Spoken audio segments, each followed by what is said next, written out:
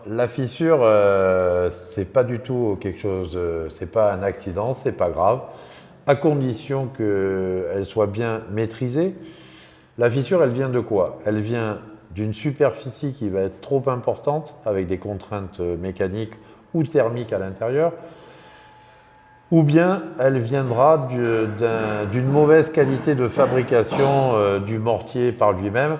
Futur entier, salut à toi, je te souhaite la bienvenue dans cette nouvelle vidéo de cette série de construction et dernière vidéo de la série Chape avec notre ami Gaëtan. Bonjour.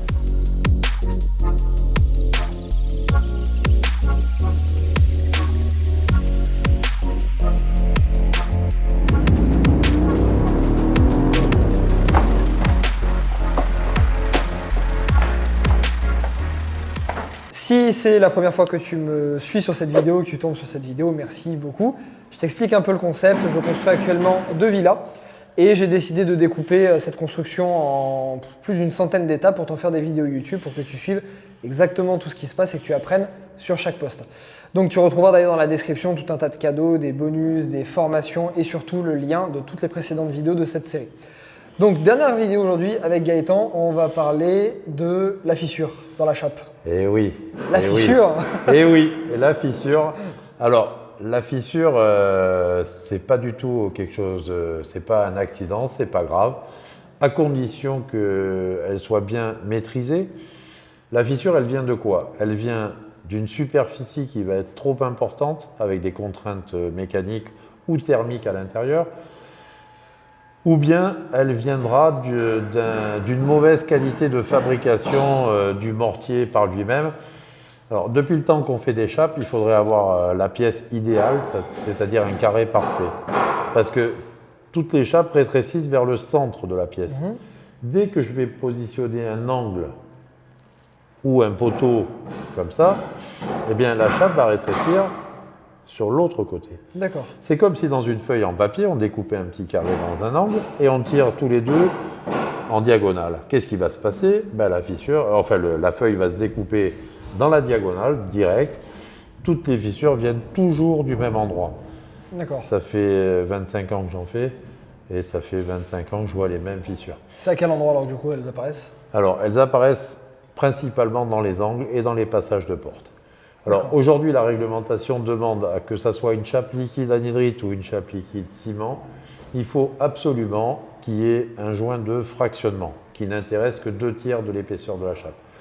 Pourquoi? Parce que ça permet d'avoir un point de rupture, entre guillemets, et aménagé avec un petit joint en T inversé, ça se trouve chez les fournisseurs de matériaux, surtout chez les fournisseurs de carrelage. Ça fait un truc qui est tout à fait esthétique. Chez moi, j'ai posé exactement de la même façon, ça se passe très bien et l'œil ne s'en aperçoit même plus. D'accord. La fissure, elle, quant à elle, il va falloir la traiter. Alors, on va distinguer 2 types de fissures. La fissure dite inerte, c'est-à-dire que je vais avoir une fissure, je pose mon pied de chaque côté de la fissure et j'exerce une pression. Et je regarde si j'observe un mouvement dans la chape. Celle-ci, il va falloir la traiter en profondeur et faire un clavetage, c'est-à-dire la recouper sur sa largeur et ensuite y incorporer des petites barres en acier pour justement lier tout ça, pour supprimer ce mouvement. Et ensuite on a la fissure, je me suis trompé, j'ai dit la fissure inerte. Inerte, elle ne bouge pas, pardon. Et la fissure active, donc c'est celle qui bouge, qu'il va falloir mettre des clavetages. La fissure inerte, bien sûr, on n'aura pas besoin puisqu'il n'y a pas de mouvement. Donc on va juste la dégarnir, la remplir avec de la résine époxy. Tout est décrit dans les avis techniques des chapes fluides. Donc ça correspond à un process bien établi et bien rodé. Donc si vous avez une fissure, ne vous préoccupez pas. Si vous mettez du béton ciré, là, remettez-vous-en à Dieu. Non. Une chape qui va être faite avec un matériau hydraulique va toujours avoir des mouvements. L'anhydrite en a beaucoup moins, mais elle en a quand même. Donc, si vous voulez du béton ciré sans aucune fissure, je suis désolé, mais j'en ai pas vu. Bon, imaginons quelqu'un qui veut faire de la rénovation il visite un appartement, donc le seul moyen c'est si ça sonne creux pour voir s'il y a une fissure dans la dessous. chape. Si ça sonne creux, c'est un désordre esthétique. Donc l'expert ne te remboursera jamais. L'expert commence à rentrer en compte dans un sinistre, ouvrir un dossier de sinistre, si le carreau, la céramique du carreau peut te couper, c'est-à-dire n'est plus approprié, n'est plus propre à sa destination. Voilà. Tu as des carreaux qui sonnent creux, bon, avant qu'ils se lèvent, un petit peu, ouais. S'ils ne se lèvent pas, bah, tu peux marcher, tu risques pas de te couper, ils restent comme ça. S'ils sont cassés, là tu les changes. Alors, tu peux très bien avoir un carreau, une fissure en dessous et que ça ne se répercute pas dessus. Ça serait le but de la colle flex. Il existe un fabricant qui s'appelle Schulter, qui est un mec génial, c'est un carreleur, qui a fabriqué tout un système de construction pour les carreleurs. C'est-à-dire qu'aujourd'hui, quand tu mets des carreaux de très grande dimension, je ne comprends pas qu'on n'utilise pas, il a fabriqué une trame qui va en fin de compte faire l'interface entre la chape et le carreau. Parce que ce que les gens oublient, voilà, on est devant une baie vitrée immense. Bon, là, on a le brise-soleil. D'accord. Je suis devant une baie vitrée immense, j'ai le soleil qui tape. Tu es sur la Côte d'Azur, tu veux ouvrir les fenêtres, tu veux respirer dehors, tu veux voir la mer, tu veux respirer, quoi.